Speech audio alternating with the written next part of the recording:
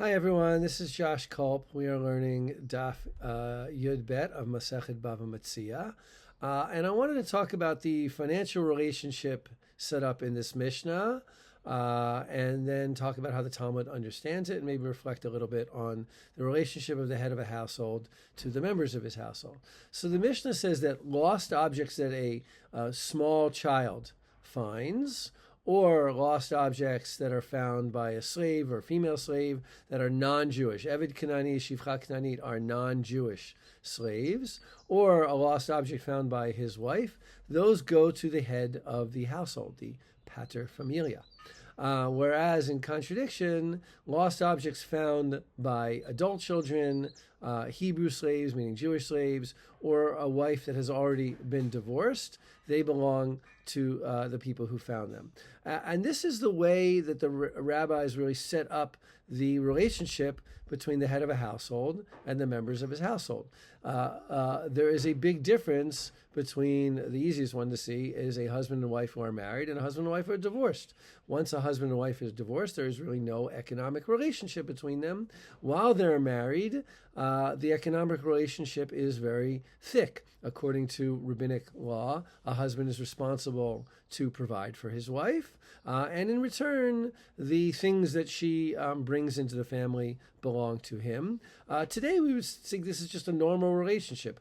Maybe we would egalitarianize it. Husbands and wives are responsible to provide for each other, and we don't do like a quid pro quo in a healthy marriage. Whenever somebody earns something, it belongs to the family, and when everyone needs something, the costs come out of the family.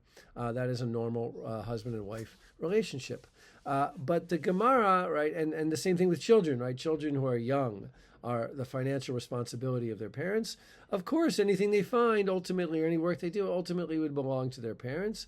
And when they're adults, obviously the genealogical relationship remains, but the financial relationship has profoundly changed. And that's essentially what we find two aspects of in the Gemara. We find really two answers for this Mishnah. One explanations. One is Shmuel, who just says, look, when a minor finds something, a minor will run it to his father. So obviously it belongs to his father. Just look at the way of the world. The way of the world is that when small children find things, they belong to the father. We know that. And Rabbi Hanina comes in later on in the Gemara and says, no, like there's a little bit more of a strict economic relationship here. As long as the father is paying for the children in a very quid pro quo kind of way, anything they find, any financial benefit they gain must belong to him, because after all, he's paying for their upkeep.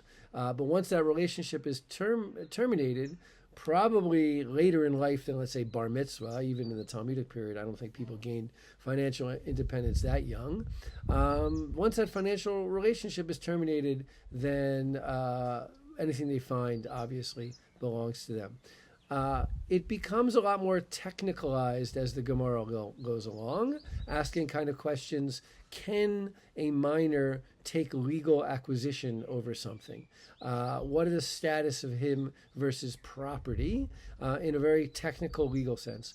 But the Mishnah, and I think ultimately both explanations of the Talmud, just simply explain this is the way households work. But the Stam de Gemara, the anonymous voice in the Talmud, wants a little bit more technical legal basis. I think that's probably very true in a lot of sugiot, that the earlier level explains sort of in a more folklorish kind of way, in a more natural way. And as we move along, we get more technical legal information.